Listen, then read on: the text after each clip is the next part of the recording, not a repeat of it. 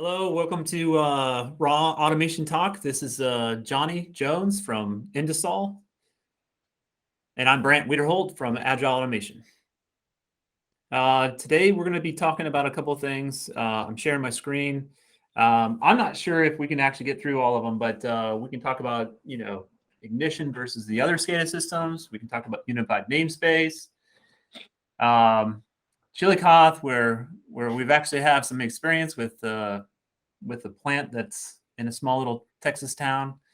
We'll talk about NFPA 70E, some development areas, digital twin, random number generator, batching, which is the ISA 88, and then maybe by chance we'll get into Wonderware migration or Iconics migrations. So anyway, we'll start off that. So how was your week, by the way, Johnny? Oh man, it's typical week in the world of panel builds. Everything's last minute, can't get parts, but we need to get it out the door. Looking for ways to make things happen. Are you seeing did panel building slow down at all? Like, was the steady stream of it kind of consistent through COVID, or did it? I mean, do you guys, because on the programming side, sometimes we get batches of our waves or that kind of stuff, whatever. But isn't there like a lot more stable work with a lot of panel building? I guess it all depends on what type, right? Well, most of our panel builds are for oil and gas, and we really didn't start to see a slowdown in panel builds till late 2021. Okay. And then do you see that the business kind of fluctuates with like the drill count? How many Oh drills? yes. Oh So yeah. as soon as those numbers are gonna like higher than 1,000, you're definitely seeing a lot of work. Where versus if it's low 250, you're starting to. I mean, it's slow. Did I get those numbers right? I Sometimes mean, I try to hear some. I try to pay some bit of attention to it. So well, the few customers that we work for in oil and gas, it's all about how many drilling rigs they have going. If they have, 5 to 6 drilling rigs running, we're pretty busy. gotcha. Very cool. And what a lot of times what they'll do is they'll drill 20, 30 wells ahead, and they'll complete the well as they want to complete them. And then they just cap them, and then you can leave them for whenever they want to come back to it. So after the drilling process, they come in and do a fracture and complete the well, pipe everything in, and then start producing the well. But until that process is done, the well is just a hole in the ground for the most part. Yeah, and maybe this is a good segment to kind of actually talk about unified namespace, whatever the case is, because so you say you have a well site, right? And then say you've got small PLC with an HMI, maybe flow rate, maybe the well site pumps into storage tanks, and you need some of this information up a higher level cloud type solution, right? Is that a typical standard well site? Could be, right? Could be. It depends on the operator. At the end of the day, there's only about maybe 10 to 15 variables that they're worried about long Okay. term. And then as that well dies down, it really just comes down to about like they want to know tubing pressure, casing pressure, and flow rate. That's really it. They don't care about anything else. Okay. The list of alarms and that kind of stuff, what kind of, okay, got it. Yeah, because I imagine like the technician that always has to show up at site, he would get kind of annoyed by the fact that he's always got to show up and he has no idea what's going on. Oh yeah. He just knows that it's down. That's it. Like, Yeah, and we've tried to put better alarming on well pads, and we just find that operators hate it. They complain. Why is my tank blinking red with this tag that says "com fail"? What do I need to do? Well, you need to call a technician out because your tank gauge isn't communicating, and you got a problem. That level that you're reading isn't correct. And they're like, well, what do I do? You need to get a technician out. We'll come out and take a look at it. Usually what goes on after that. You know, one thing that's going to be kind of neat is, I mean, hypothetically, if 5G started getting out, you know, in the middle of Texas, which it's going to take some time, right? So, but can you imagine every single site being able to actually log in and actually, you know, maybe look at the PLC code, see screens, that kind of stuff, We do that now. even through 4G? Mm-hmm. Okay. You don't have any like sites that are like really hard to get to? I know that there's, I guess, is it 3G that I think is going away? 3G's gone. Okay. That I think that was done February of this year, or maybe Okay. March. They officially ended service for that. And did you see, I guess, I mean, every single well site would have had to been switched over or migrated to, and so you're coming into a, let's say, a panel, swapping out the wireless card to something else. I mean, most of your cell phone modems have been 4G capable for the last Okay. 7 years. Okay.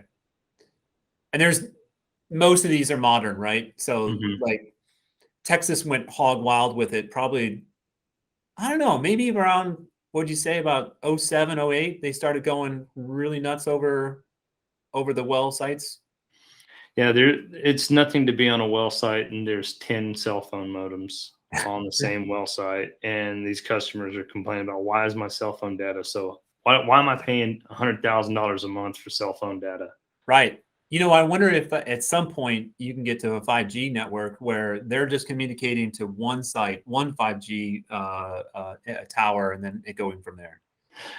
There's some private LTE services that you can purchase and set up for yourself if you wanted to. Most of the time, what we try to do is we push people towards Ethernet based radios, bring everything back through one cell modem. The cost of that is pretty negligible in the grand scheme of things. The problem is usually, okay, we need to build a tower. Well, how much is that tower going to cost? Well, that tower is going to cost you 90 grand because we need to be at 120 foot to get across this ridge. Well, just buy another modem and put it on the other side, and Right. don't worry about it. So, as much as I try to, in our business when we're consulting with customers, is try not to use as many cell phones as you can. Try to have everything, put together a good network to where you can see everything, touch everything. From one point, you can be at one well site and say an operator calls. Well, you're already on the network, so you can, remote into that particular PLC from another site and, see what's going on, or look at what's going on in the HMI with that particular operator. And it makes it easy for the technician. Now, when you send that data up, how are you sending that data? Is it just, I mean, what type of protocol are you using over the 4G? It depends. It'll be a mix of Modbus, Rock protocol, Total Flow protocol. Okay. And then depending on how they're using a third party SCADA system, most time it's going to be those protocols. There's very few people that are using anything else. So they're actually just taking a well site, going into just bringing in the data into another SCADA system per se, whatever. They're not bringing it up to the cloud and having the SCADA system up on the cloud or whatever the case is. There's a few people that they live in the cloud, but it's not as often as you think. What ratio do you? I mean, take a wild guess. I mean, what's your thoughts, opinion about it? Who's bringing it up to cloud only, and then who's actually bringing it to their own SCADA system?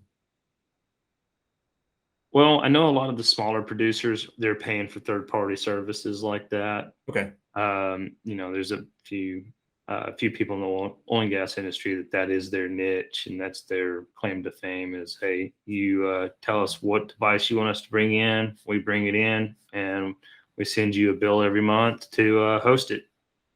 Yeah, fair enough. I mean, do you see It's been a year since I've been to like Midland or that kind of stuff, or Odessa area. But I mean, when I did visit, it was like an industrial plant. It wasn't necessarily a city anymore. I think we didn't stay very long. I think the hotel room was like $400 a night. It just nobody had any room, and it was just capitalist at its at raw form, you know. Well, supply and demand was Yep. definitely in play, and you got 5,000 people that need a room. Well, there's only 4,000 rooms available. Yeah, Next thing you know, someone's saying, "Hey, I'll pay $20 more. I'll pay $20 more," and I don't, yeah. I get it. The other funny part about it is that I mean, I must have been doing 80 miles an hour out there. I mean, there's nothing out there, right? So, but Mhm. I've never had a full semi pass me up, um, and they had somewhere to go apparently. So Most semis were probably trucking water, um, yeah, or yeah, frac sand. and apparently with some urgency, I can tell you that.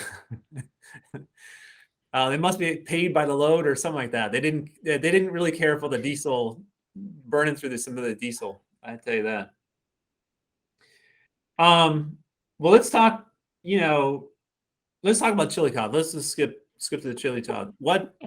That bump in the road that should have burned to the ground years ago. What's I weird don't about even. it? I don't. What's weird about it is if you go back, it's like I was pulled out there because of my knowledge on 980. Is hysterical for some people, but my Modicon 984s. And half the people listening won't even know what the hell that is. I don't even know if you've ever seen one before. Yeah, I saw the one in that plant. Oh yeah, yeah, that's true. And what's funny is I think you were out there at the same time I was, because there was always a Prime Controls truck sitting there, Right. and I knew that your favorite person was running it at the time. I stopped. So I stopped driving their vehicles. They gave me the first day on the job. They gave me a Ford Ranger with clearly not enough horsepower to get past 65 miles an hour.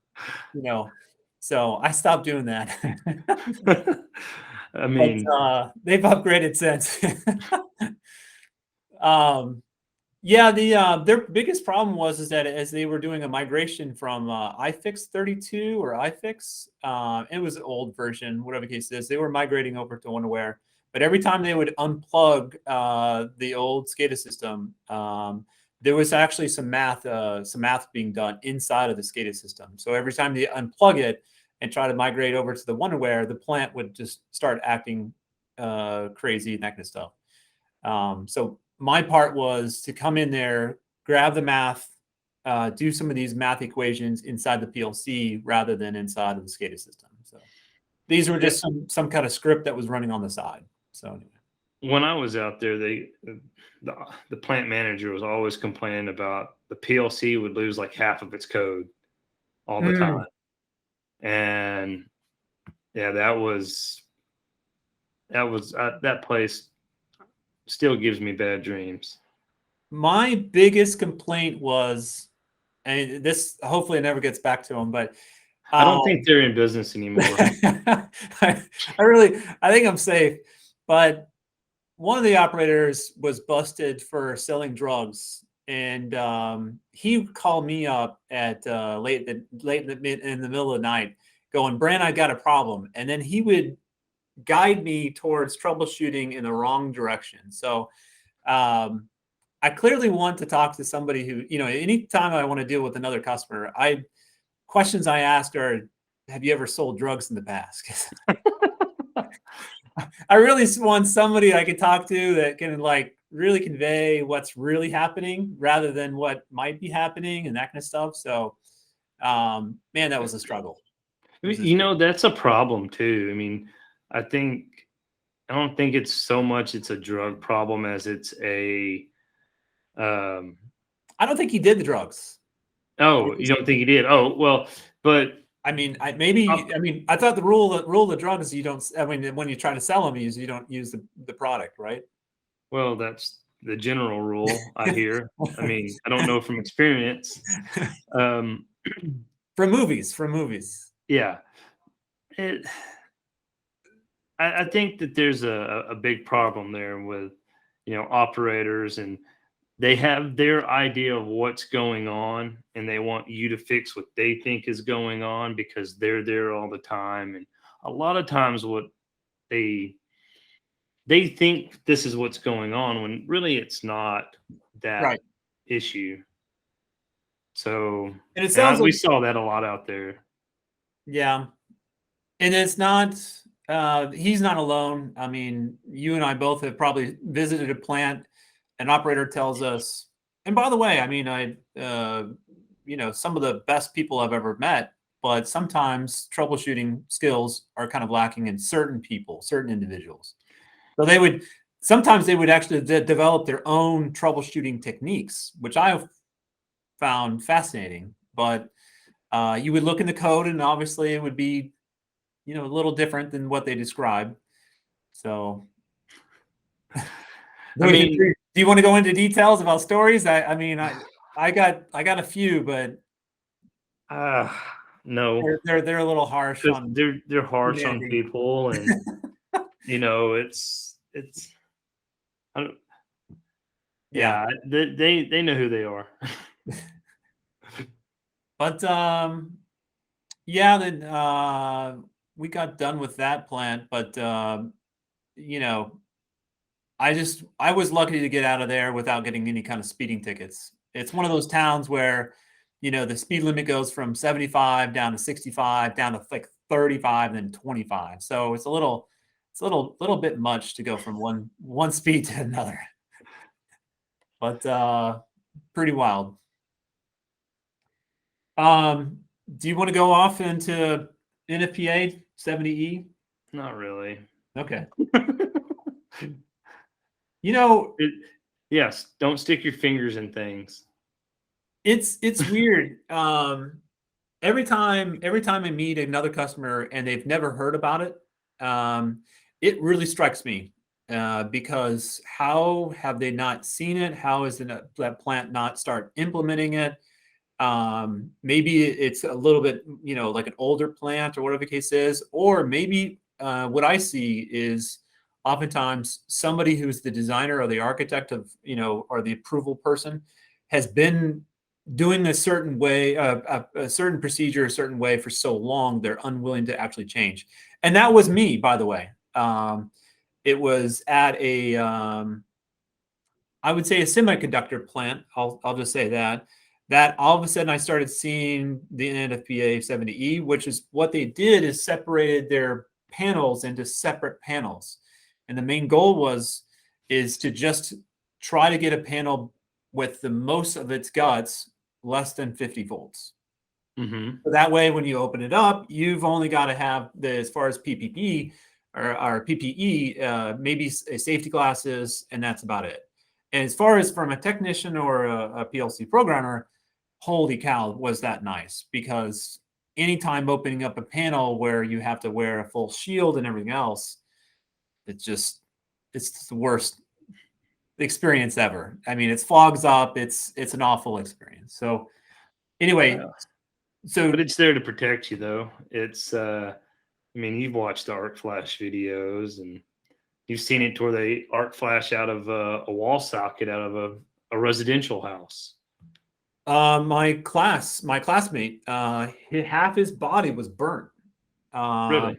Yeah, he got it got him, and then yeah, I mean it you know um nothing like learning about electricity and how it feels, and then going to the school to learn about what it did to you.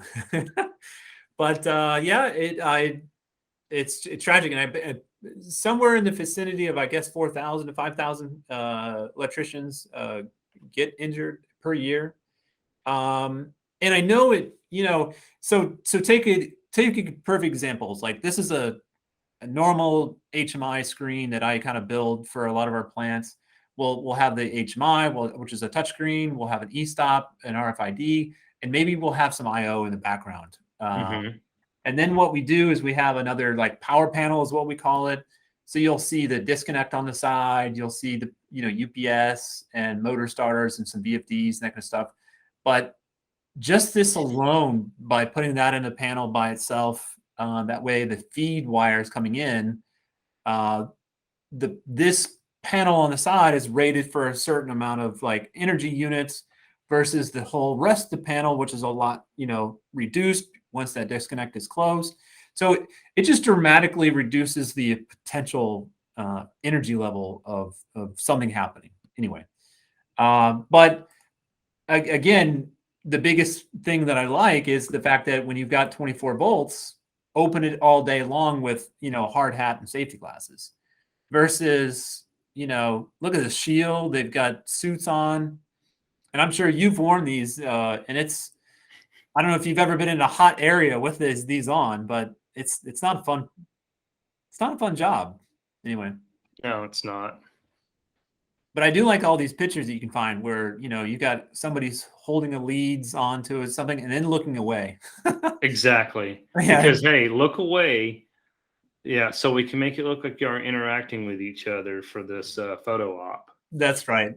And by the way, LinkedIn is full of these, and Shutter, there's a whole bunch of, Shutterstock, I think, is another, website that gives you a whole bunch of different photos you can take and use and buy for your website.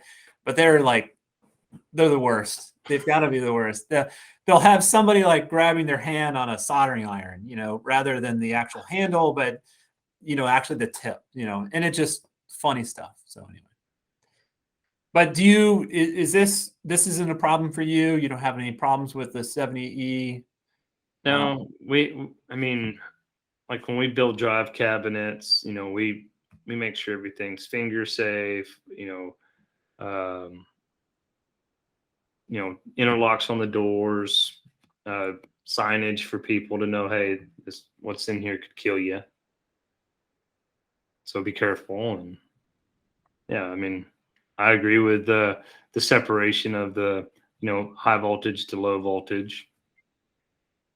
What's still funny is why are we still, let me bring this into the page here, but why are we still messing around with unfinger safe? Because it's cheaper.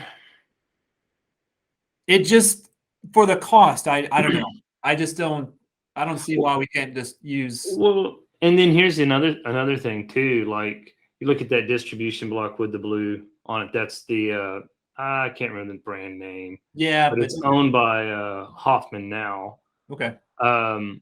What's interesting is like when you're starting to worry about like KA ratings, a lot of the finger safe stuff doesn't go high enough. Doesn't go high enough. Yeah, you can start seeing them. Like, I don't know if I've ever seen a finger safe unit like this with, I guess it's 12 outputs. I mean, that brand has some like that. Busman doesn't have any. We've been using a lot of that, the white and blue ones lately. Okay. And I like them. Yeah, because you can still get your leads in here and still test out whatever the case is. Yeah, makes sense. Yeah, that little blue cover will pop off to where if you need to get in there. Even farther in? Okay. Yep. Yeah, maybe just like torque down something after a while. Because I've actually noticed that. So and I just thought it was just like related to like aluminum, like house wiring, where you'd have to like every once in a while go in and tighten up. But sometimes that happens even with just sheer vibration over a few years with copper. You know what what I'm surprised we don't see more in the U.S. is bus work, bus bar systems. Rich Hall and Hoffman both have bus bar systems that are finger safe. You don't have to run any wire in the panel. There'll be a main disconnect to the bus bar. Then,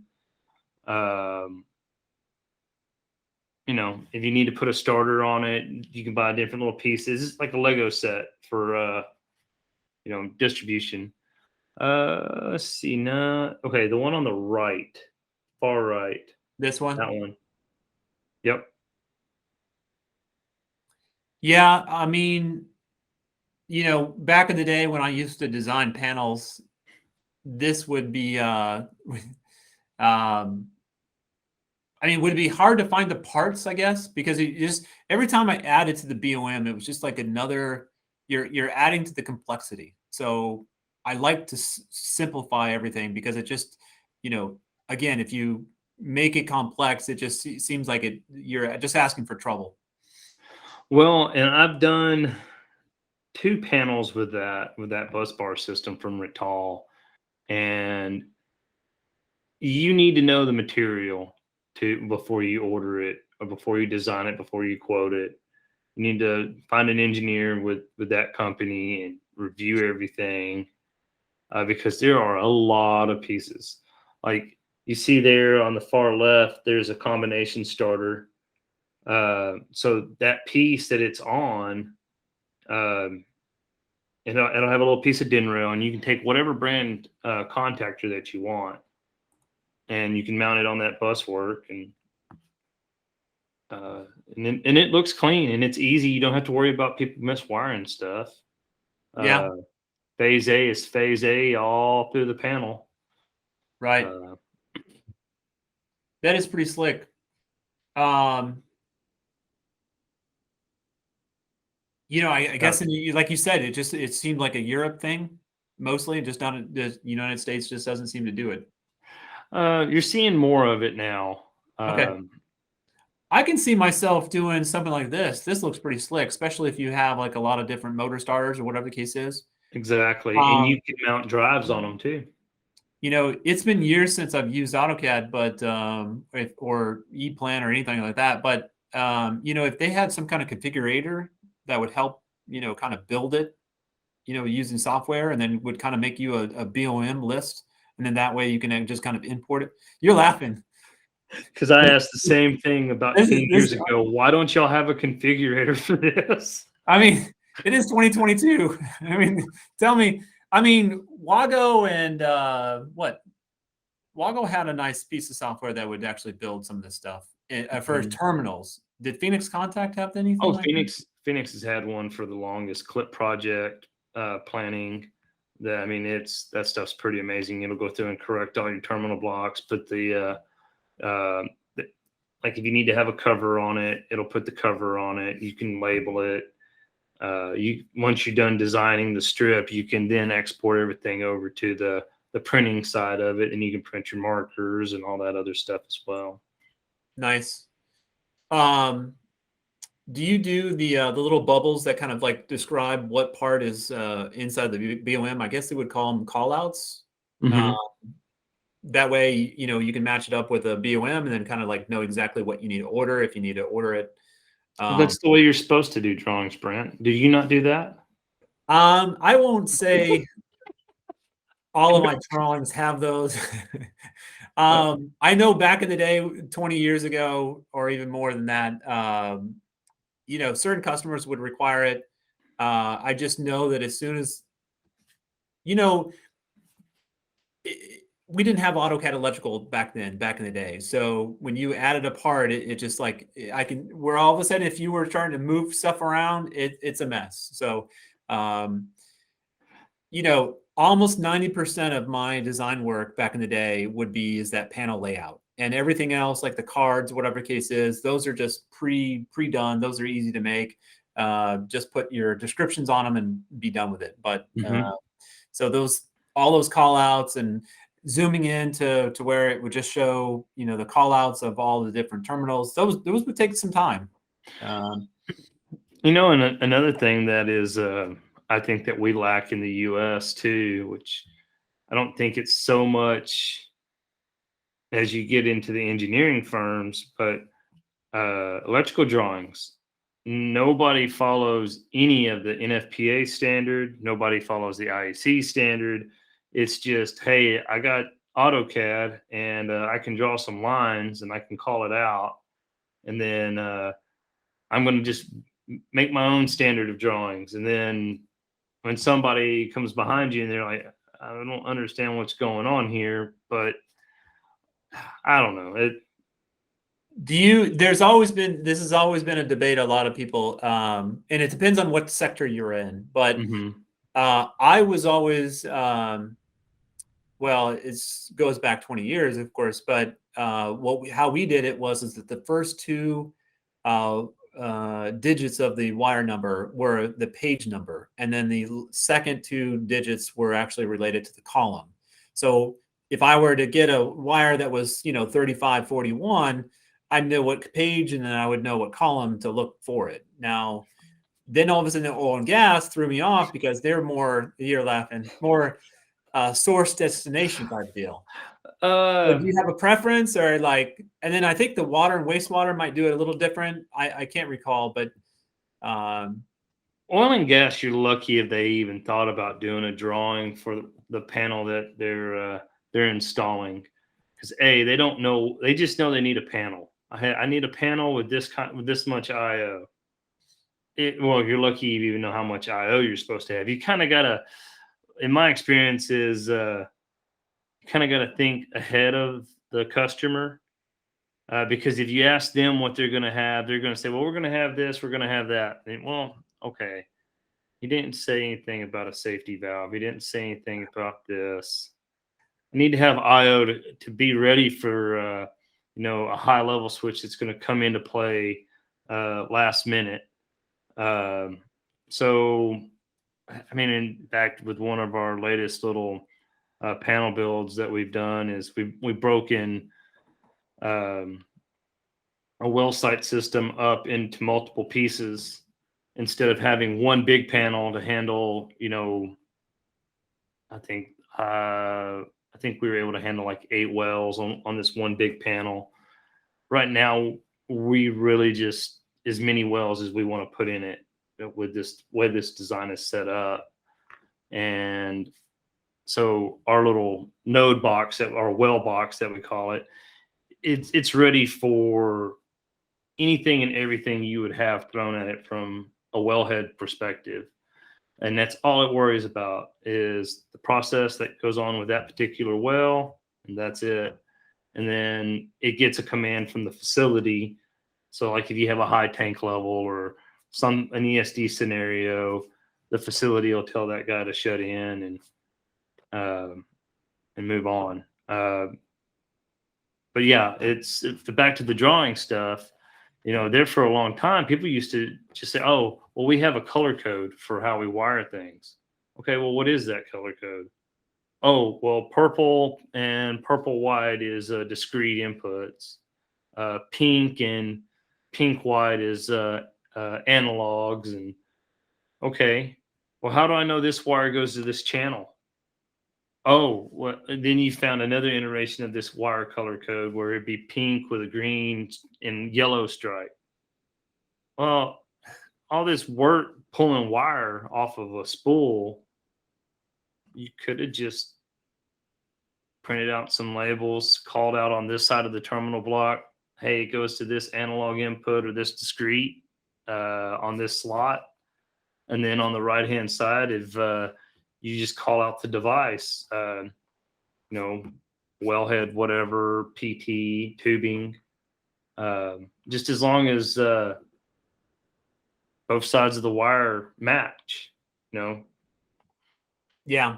Now, what type of wire label do you like? Because maybe you're gonna laugh again, but we used to have a Brady labeler, and these were like the wraparound type. And of course, if you're on the production floor, whatever the case is, your hands get dirty, or the labeler one wouldn't be all that great, and so of course, then it's just started fading, and whatever the case is.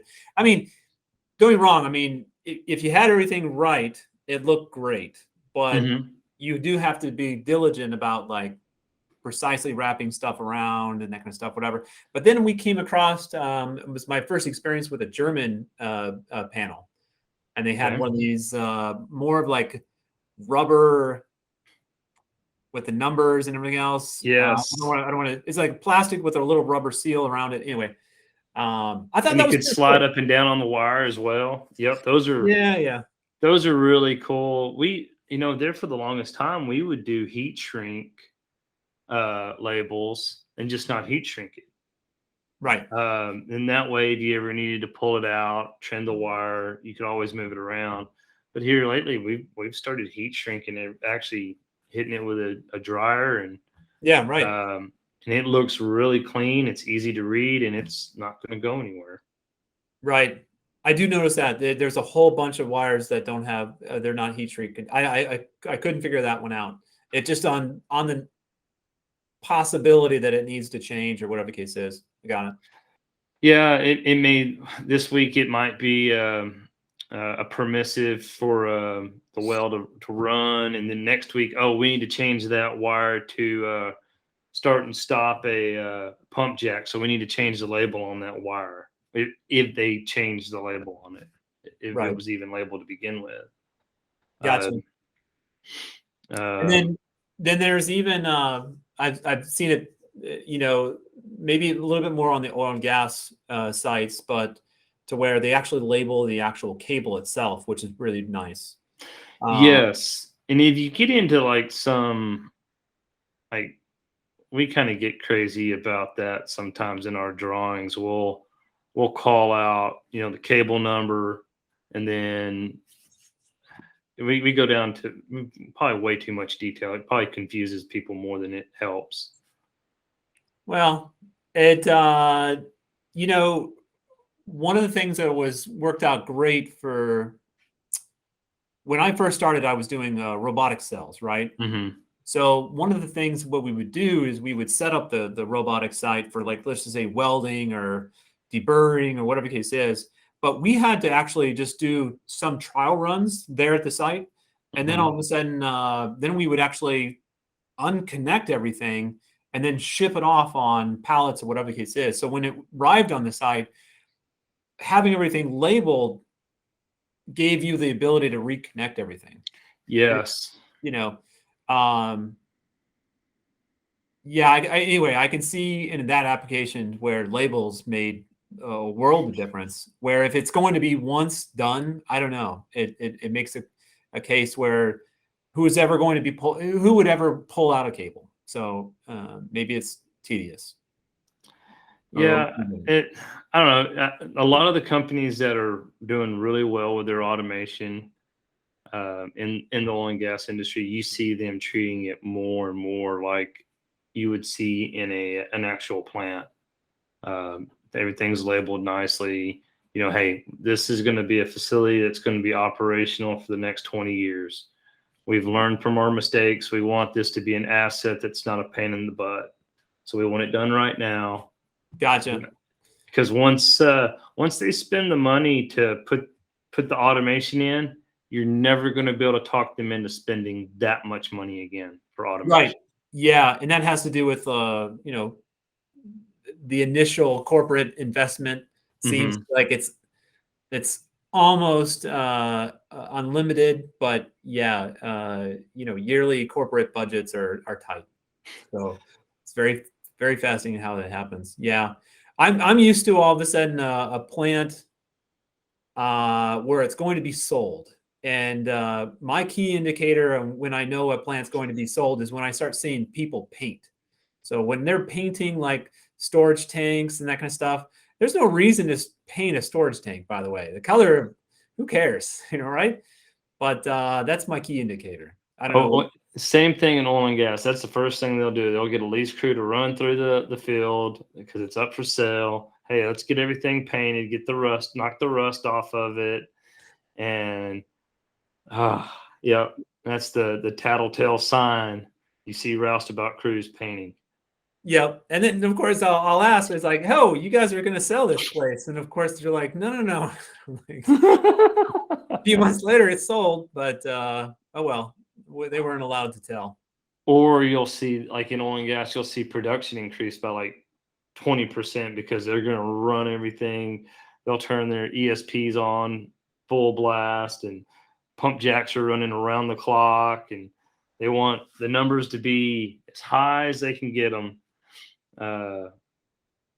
until the sale's done. Yep, that's crazy. Make their books look good. Well, do you let's talk about your application. Go back to it real quick. So lot of times, like I said, here, let me go into this real quick and then we'll go into it. So what I typically do is for a plant, and of course we're talking about a plant SCADA system, that kind of stuff, where it controls everything. So we'll do like a carbon 700. We'll have the PLC, the UPS, and some type of switch. Lately, we've been getting in a lot more of the managed switches. And then once we have that as a core, as far as the main panel, then we can actually do whatever we want. And it's just all just you running Ethernet everywhere. And it's more of a distribution IO type of scenario. So I might do like block IO for storage tanks. I might do, Vega uses their little Vega scan. So I might, be able to communicate via HART to go to a couple of level sensors where I can make changes remotely. There's Wago, and there's obviously there's Turk, Merck, Automation Direct. You can go through and you can use anything you want, really. And of course, nowadays with the supply chain issues, it is what it is. But this is kind of like, I see this as kind of like what we have to deal with, which is whoever's got anything in stock. But yeah, and luckily so far, I mean, as you know, I kind of, as much as I love to play with the Wagos and the Phoenix Contact, PLC Next, we started off our little well package using the Micro 800s a few years ago before PLC Next was around. And I know I'd probably get some hate for this, but that little dude it performs. I mean, we've done some pretty big systems with them, and yeah, online edits suck with it because it seems to not want to do it when the project's real big. okay. But, and I think we haven't updated the firmware in that particular processor yet. Supposedly in version 13, they fixed some of those issues.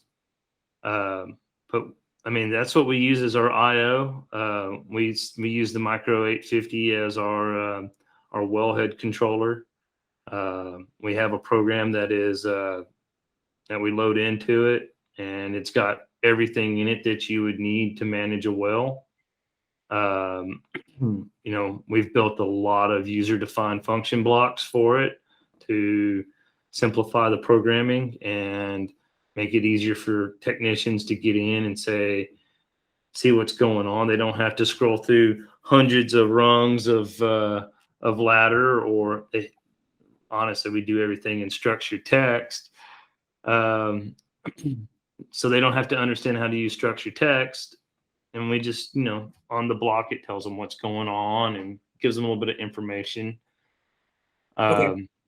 And It's what I call like a poor man's HMI, when you actually can look at I don't know if they call it an AOI, but you can actually see some of the bits or some of the information on the outside. So you're getting you don't necessarily need to actually look at the code. You just need to look at the outside about what's happening. Correct. You can see like one of our alarm blocks that we use for like a 2-state device. It'll actually tell you what's triggered, what the state of the block is in. So you can simulate. This was by request of the integration company that we work for. They wanted to have like a regular alarm bit and a SCADA alarm bit, so that they could disable the SCADA alarm bit but still have the local alarm bit. And I was like, well, why don't we just do it this way? Just have the alarm bit, but then just have a enable SCADA, disable SCADA. No, we had to have the whole simulation for SCADA, just like we did for the local alarm as well. So it was like duplicate code, but I wasn't proud of it, but it did what they wanted it to do. So, but it actually tells you what's going on.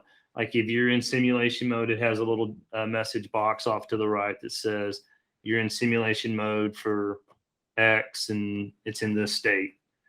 And if you have it disabled, if you disable SCADA, a message for the SCADA bit will say SCADA alarm is disabled.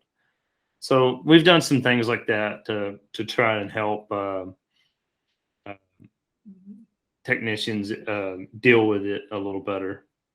What I would have to say about it is, I mean, obviously the sheer cost of it, right? So, I mean, what would you 800 series, the cheapest model you can probably get somewhere around the 400 or 300 mark? Maybe, The maybe Micro 810, I think, is like 250 bucks. that's with an Ethernet port. No, you Okay. have to buy the Ethernet. You'll have to buy the Ethernet port for it, but that's like 8 inputs. I mean, there's nothing. You can't expand it. Okay. Like the one you have there in front on your screen is an 850. And you can do 3 expansions. You can do up to 4 expansions to the right of the processor.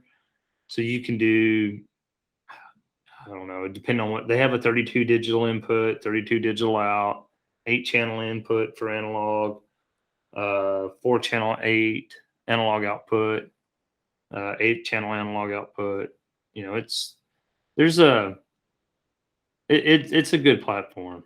And it runs, I mean, CCW is running off of a program that was really sought after for SCADA pack and oil and gas a long time ago, which was Isograph.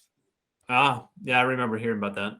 So that's what CCW is Isographed with Alan Bradley's spin on top of it. Gotcha. Yeah, because I remember when I was working long time ago, maybe this was like 07, maybe 06, 08. But, Alan Bradley only had, the compact logics or the Controllogix. They really did not have anything for small applications. They did have the Micrologics and that kind of stuff.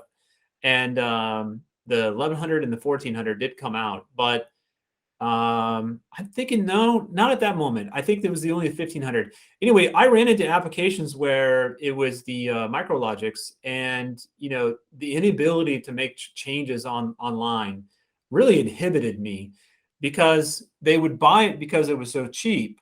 But then by the time I actually had to shut down the production and then actually just change an XIC to XIO, I mean, we're losing a lot of money. And then you do that a couple of times, and I don't have a testing and development area. It really started plaguing me to where I almost never wanted to touch another Micrologics ever again. I would just rather do a small, like, compact Logix L16 or L18 and be done with it. Well, what's funny is people who do the Micrologics 1400s, they don't want nothing to do with the 800. They hate it. Well, the ability to have your tags and notes stay within the processor. You have 3 languages to program in. You have, you get PID auto tune as well. Yeah, I can start seeing it. And, all those Micrologics, to me, I don't know, there's certain models, but they've been discontinued. I think the 1400 is going to stick around a little longer than it should, just because so many people use that thing. For me, I think I was a culprit of a couple of 1500s back in the day when that's all it had, but I'll never do it again.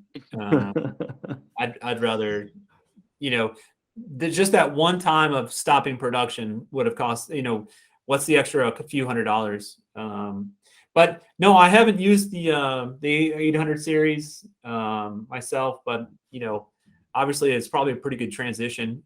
You would think that you would get a lot of work on just swapping out all these Micrologics over to the 800 series, because it seems like you can make an argument. You can go to PLC Next or whatever the case is, but how difficult would it be to convert a Micrologics over to an 800 series? Well, what you're supposed to be able to do, and I haven't tried it, is you're supposed to be able to take your Studio 500 code and bring it into CCW. And Yeah. supposedly you can take your CCW code and it can go back and forth between 5,000. Oh, wow. So I haven't actually done it, but they've talked about it a little bit. Pretty nice. What, now, one thing I haven't done is, or haven't seen is that usually when I see these, I see them only with power flexes. Have you ever tried to hook up a different VFDs to these guys, or how is? I mean, we set up communications to other PLC. I'm sorry, to other VFDs all the time. I mean, using Modbus TCP, Okay. and we've done it Modbus serial. It handles Modbus pretty well. You know, that's the funny part about it is it seemed like, I used to only do Controllogix and CompactLogix, and Modbus was like, I don't know, Alan Bradley just treated it like the devil, Well, So because they want you to be on their proprietary. yeah, and so they just made it difficult. You'd have to get protocol converters and maybe a red line or some of the sort, and then we just have to, or a pro soft card. But it's kind of fascinating how these 800s made it easy. So anyway, with the Modbus. Yeah. Well, we've been doing a little bit of development with the PLC Next, and I really wish I could convert some of my customers to that. Their IO is good. The processor's good. There's some cool little functions that you can do with it outside of just being a PLC. What I thought? That's it. And it talks Ethernet, and it'll be a Ethernet IP slave to a Controllogix if you need it to be. One thing is I think is going to be kind of neat is just the fact that you can actually land IO. So you'd have two wireways, and not only can you land it on the very top, but you can also land it on the very bottom. Yep. It's very dense as far as a footprint as far as a footprint's concerned. Yeah, that's going to be pretty slick. In general, we have a lot of our customers are all Allen Bradley customers. So I don't have a problem with like running, this from a main controller that's Allen Bradley. Of course, just having an Ethernet node to run just a distributed IO using Phoenix Contact. But one thing I thought was kind of weird is that Ethernet card to communicate with the Allen Bradley is actually fairly expensive and costs actually more than like a point IO. What are you talking about?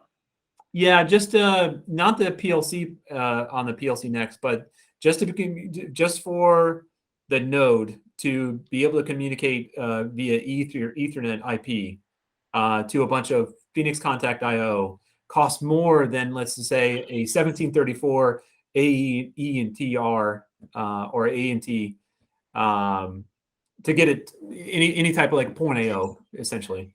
Yeah, the Ethernet IP bus coupler. Yeah, that would. Yeah, I wouldn't be surprised if there's some lack of trying to make it easy. Yeah, and there might be some agreements with Allen Bradley, as you know, Phoenix Contact probably makes most of the terminal blocks for their controllers. So it may be hey, we'll keep buying terminal blocks from you, but and we'll help you get the your remote IO coupler up and going, but we want it to not compete against ours. Right. They have to really want that. Right, because I mean, not to say that I'm struggling with trying to find point AO, and that's typically my default. But if there was a supply chain issue and I wanted to switch over to a more dense Phoenix Contact, that's how I would do it. But yeah, I was just kind of quite surprised because I mean the processor itself, surprisingly, is extremely affordable. So you got to give them props for that. Also, I didn't realize this, but like some of their big boys, actually, they're actually, apparently they get the claim that as far as the biggest, most powerful PLC processor ever made. So as far as memory, as far as power and that kind of stuff. So kind of interested to see a plant that has one of these. Oh, you'll see it soon. Yeah. Especially with everybody struggling to get stuff right now. Right. Yeah. Well, so, as far as integration to VFDs, maybe you talked about this, but maybe like the PowerFlex, those are fairly easy to integrate with. So there's kind of a reason to kind of go with the Allen Bradley to stick with it when integrating the PowerFlex. Yeah, I wish that, and I know they'll never do this. I wish they would bring the integration for Ethernet IP drives down to the micro 800, whether it's Allen Bradley or not. I mean, if it's a Yaskawa, it'd be nice if you could, seamlessly integrate that as well. But it seems like the 800 is destined to be AB solution only, which means AB HMI, AB drives, AB safety, everything AB, and that's it. Gotcha. Because they have it all unified under one software platform. That makes it all slick to kind of put together. Mm-hmm. Okay, got it. It's perfect. I mean, it's perfect for an OEM. You can take a machine builder who everything they do is Allen Bradley to begin with. This would, I mean, really, for most applications, I don't see where the 800 couldn't do it over a Controllogix or Compactlogix. I'm sorry. Oh yeah, yeah. I would never put it against a Controllogix, but definitely there's some big overlap between it and Compact. Well, I guess the thing in the back of my mind is that, it seems like they've vendor locked you in as far as to use their stuff, whatever the case is. But one thing I guess I would say is that, the 800 series is not expensive per se. No, I mean, you can get a developer license for $500, and then, if you need somebody that needs to just go out there and plug in and upload a program, the software is free. Right. Yeah. So that's kind of nice. And the screens are fairly affordable compared to the panel views. What is a CCW screen? What do they call that? I don't remember. It's a 7 series. Okay. It doesn't matter, but yeah, I get it. So it seemed like for some odd reason those parts were cheap, but as soon as Controllogix, as soon as panel view, as soon as Controllogix, that's where all of a sudden you're paying big bucks. Yeah, and you're getting some features that go along with it that you don't get on the 800 series. Gotcha. Do you ever have? Is there ever an 800 series with 2 Ethernet ports?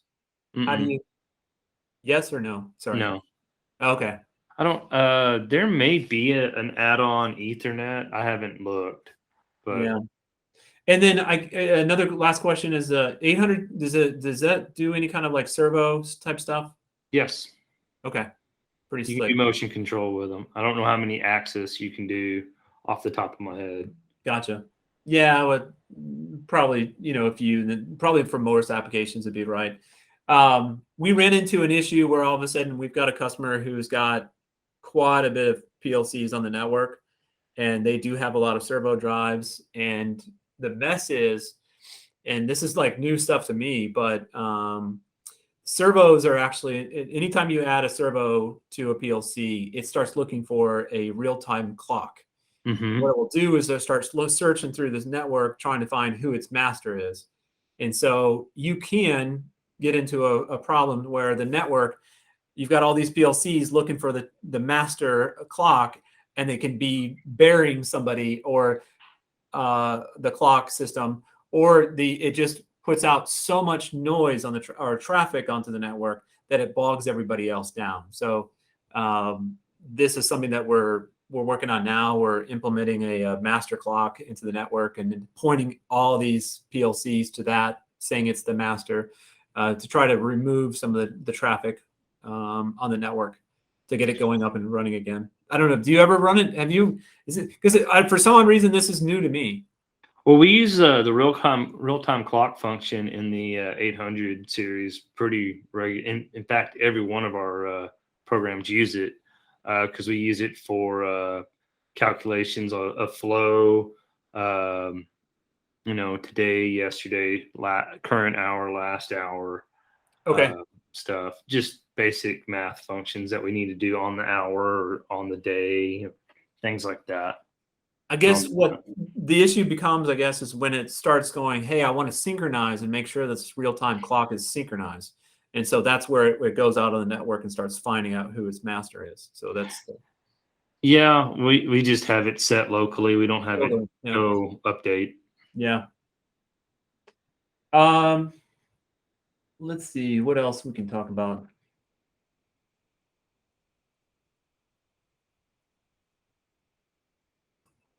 Oh, when you talk about this remote IO, yeah, that's one of the things that I like to do with remote IO is I really like there to be a processor attached to it. And I know me and you have talked about this several times. You have remote IO that's mostly handling a function there locally. Right. So your option is, this would actually sit on one of the machines per se. Yep, and that would run that machine. Right. Yeah. Where in my application, and let me kind of grab it here real quick. Say I use. Of course, I can't grab it.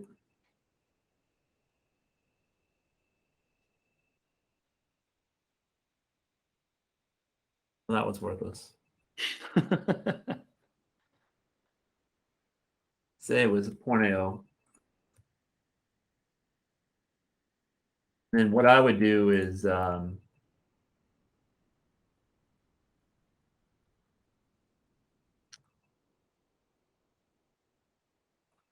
would just throw it onto one of the machines, and then I would just do a network, and then I would just network them all together. This would be like, for me, and this might be where like you and me kind of differ, because I'm used to a packaging plant, to where you'll see a filler, then you'll see a capper, then you'll see all these kind of other stuff. And if one of these machines goes down, the line is down. Yeah. And so my argument to if by chance the network went down, whatever the case is, yes, you are out. You were definitely out. Do your best to run the cables in conduit or up above, to where no forklift can run over a Cat 6 cable per se. But the amount of downtime associated with each machine having a network problem is fairly low to me. Mm-hmm. To me, in my eyes. Versus the issue that I have is that if you're actually adding 5 of these and putting them in each machine, what happens is that that's 5 different pieces of code that I actually have to save, store into a repository, have revision control. Every time I need a change, I've got to have a programmer that goes into this one, then goes into this one, goes in this one. In fact, you know what this stemmed from? Let me go back to where I came from, and that is that my old plant had Modicon 984s, right? So in the very beginning, they only had one rack. This probably goes back to I want to say late 80s, right?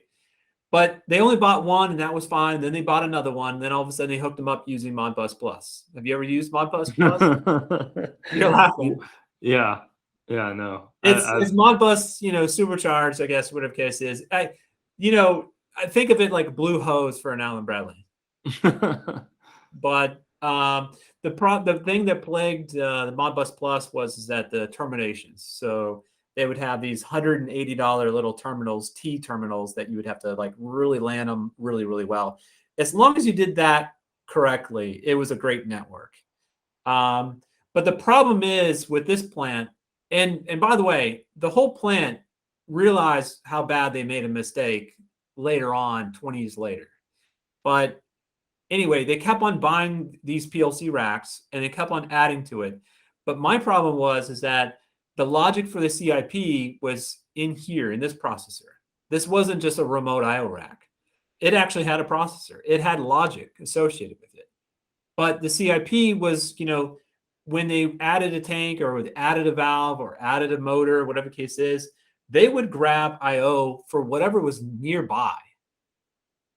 And so what you're doing is that I would have to use Modbus Plus to use IO messaging maps that would go and grab some of these IO points and then drag it into where the logic is. All right, not a big deal. If it happens every once in a while, not a big deal. Instead of running it all the way where it needs to go to the processor.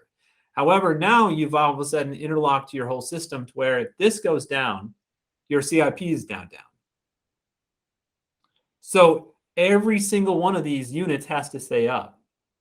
So if you want to do some kind of like little troubleshooting or some kind of, you want to bring this thing down, well, it's interconnected to everything else. So at this point, no PLC can go down. And what they do is they just ran wires wherever it was closest to, and these systems intertwined each other. And what I would have to do is I would have like roughly 9 to 12 different spreadsheets of keeping track of what bits are traveling to where. And so if I needed that inside the logic, I would go to my spreadsheet and go, oh, that is available. It's on this register. You can imagine like how like mundane it was, right? Oh yeah. And then, to all of a sudden get to a point where, let's go back to it, where, we started doing, I left that plant because I knew I was getting outdated with just staying at that plant with just sticking with the 984s.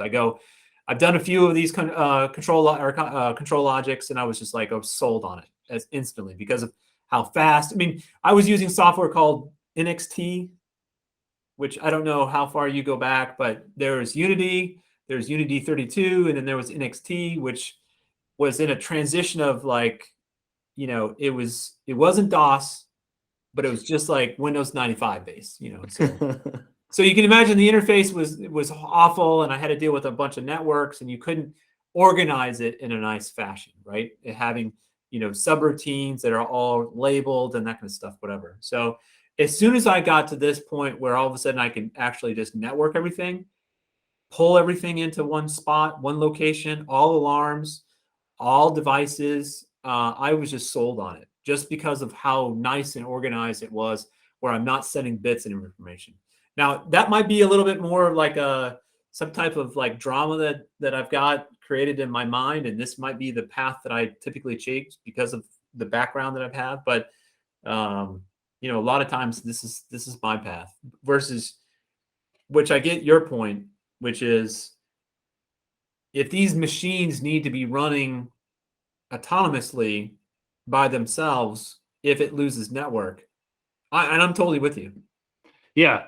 I mean, a line, yeah. I mean, do what you're doing. That's fine. I mean, because if a case director goes down, everything else needs to go down anyways. Because you can't package product, Right?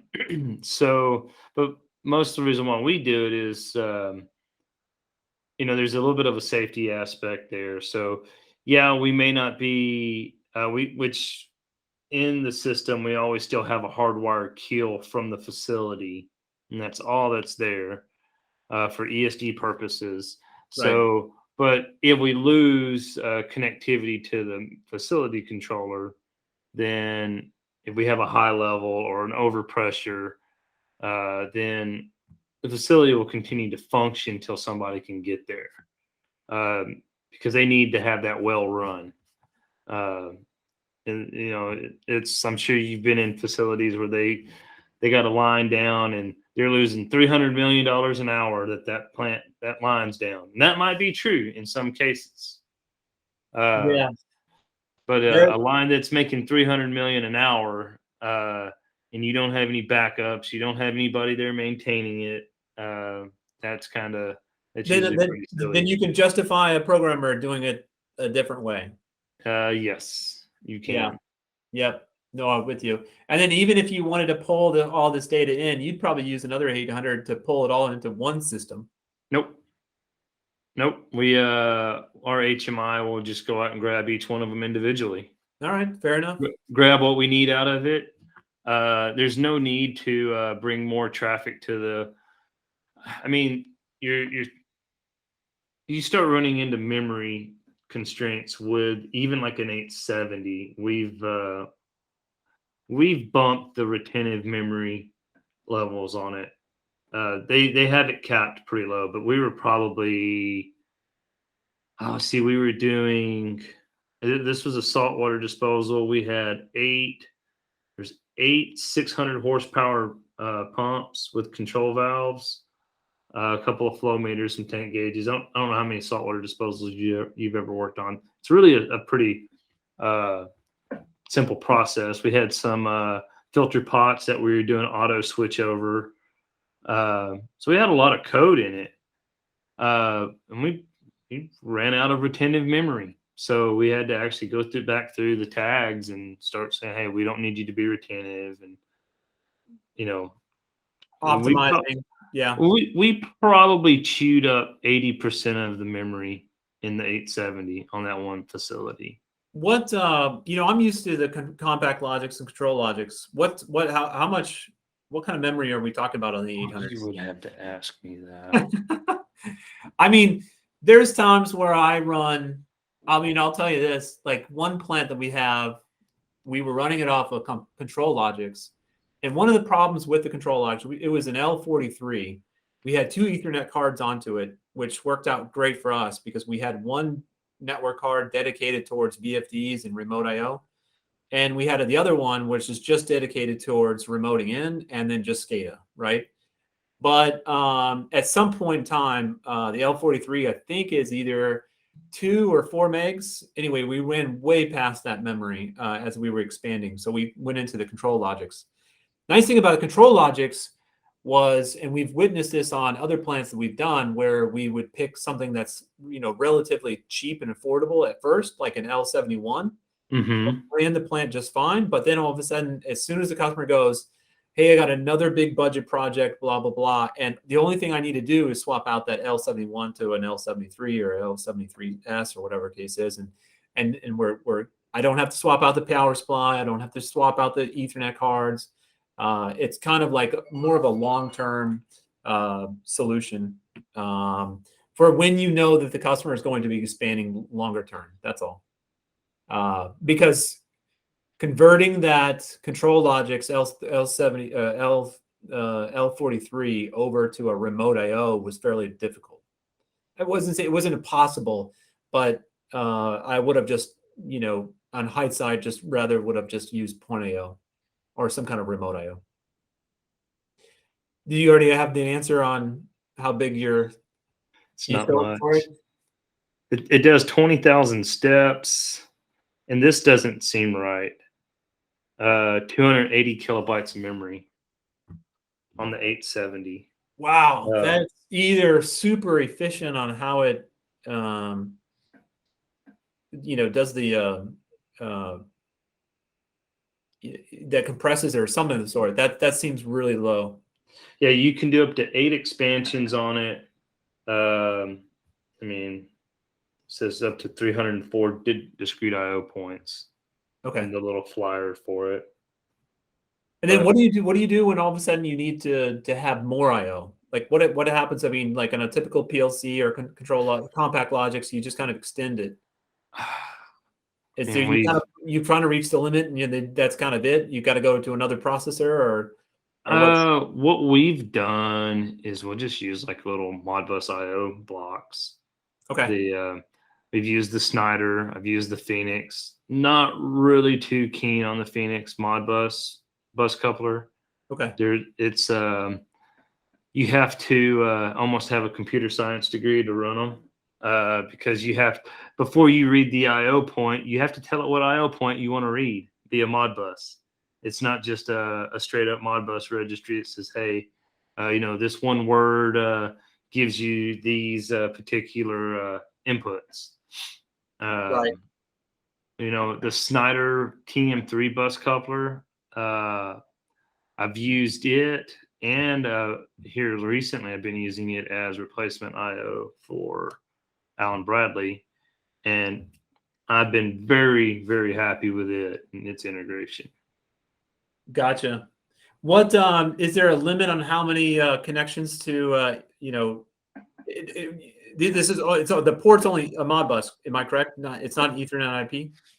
It does Ethernet IP too. Okay. Do you know how many like devices you can hook up to it? Because like on the like an example would be is like an L16 compact Logix can only hook up to like I think it's either 3 or 4 devices. So it's like 2 VFDs and then like one HMI. That's. Well, let's see. I'm in the spec sheet. Let's see what it says here.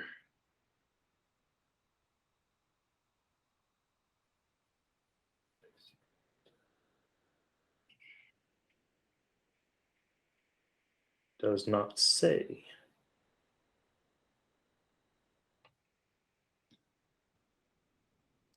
I know that we've had a see on that one we have. I know on that 870, I know that we have 10 Ethernet connections, and we're talking to 10 different Ethernet devices on the network from that 870. Nice. I mean, that's better than the L16 or L18. So it'll actually limit how many devices you can go connect to. Okay. No, I'm talking about the compact. Really?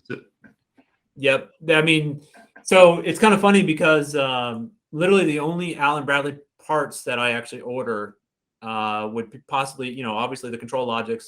And then every once in a while, we'll do a small project with the L16 or L18 or whatever. But yeah, those are the and then maybe some point IO, but that's about it. That's all we do. So on a small application, we would have thrown something, and we've run into that issue. Yeah. Yep. What I like about doing it with the L16 here, we can talk about this real quick because I think this came up. It's the 1769 L16. Somebody posted this on LinkedIn a little while ago. So with the L16, you can only put 6 cards on the side. And then with the L18, you can put 8. The thing I like about it is, well, anyway, let's go back to this. One thing is that I don't necessarily enjoy running everything to the say you get an application where all of a sudden they think it's going to be just a small, isolated, self-isolated machine. But they said, hey, maybe in a year, we need to actually migrate this into their bigger system. So what I've done in the past is you would use like an L16. I would actually not use and wire anything to the local IO, and then I would just wire everything to the point IO.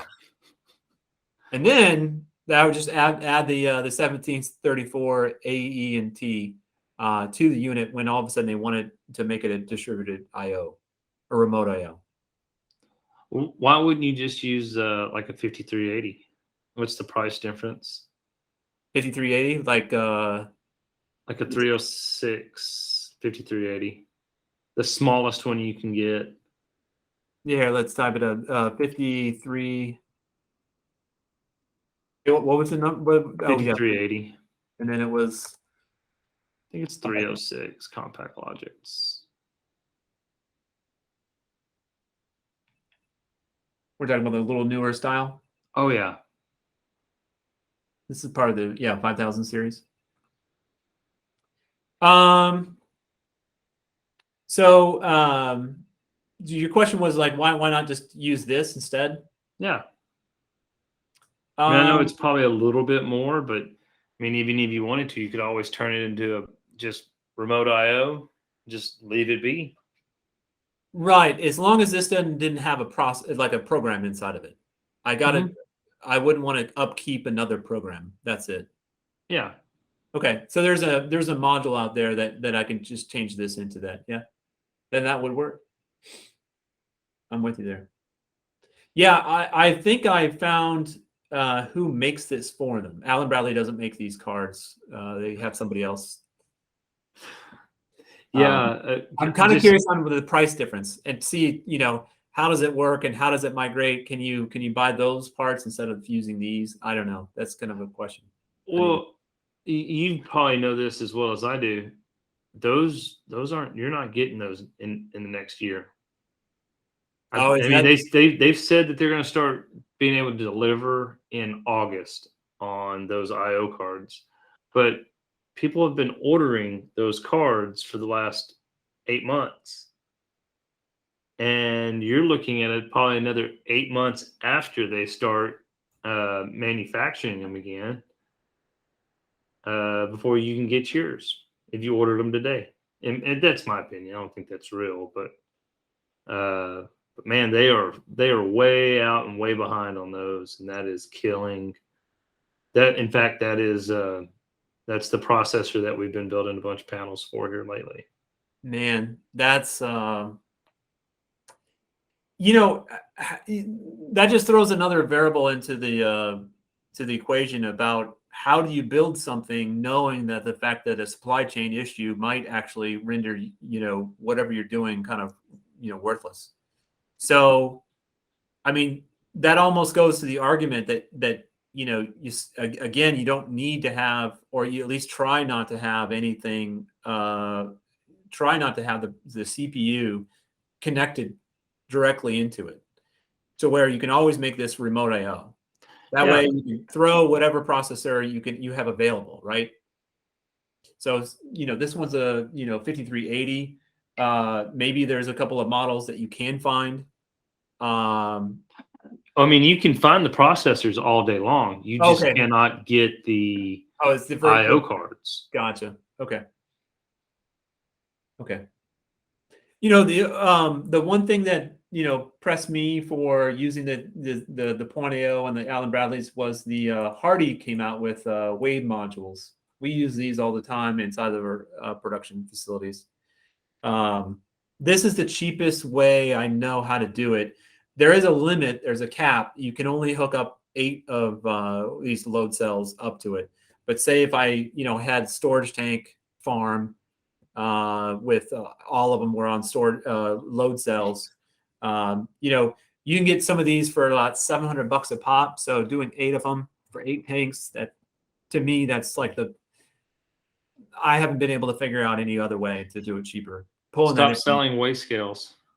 That's what we need to do. We don't need load cells anymore. They need to die. Yeah, and sometimes it's like well, yeah, as far as like storage tanks, yeah.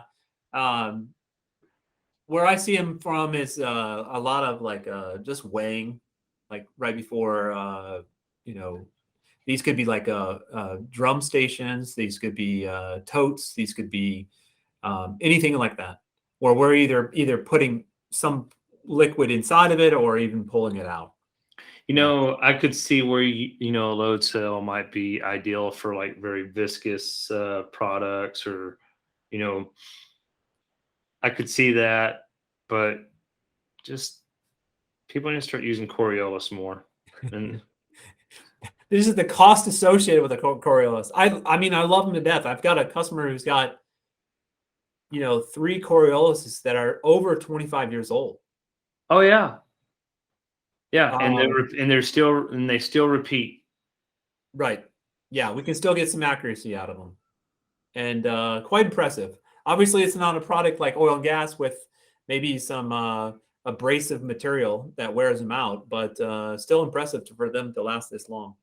I mean, oil and gas. What usually tears them up in oil and gas is not clean power, and just nobody takes care of stuff. Right. Although, if we're talking about Emerson's, I'm always quite impressed. It's like, what power do you have? And it's just like sometimes I have AC, and sometimes I have DC. Sometimes I have, AC 208. Sometimes I have AC 120, and it's just like it doesn't care.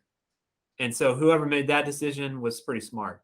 That made it, universal, because there's a lot of applications where it just you don't know.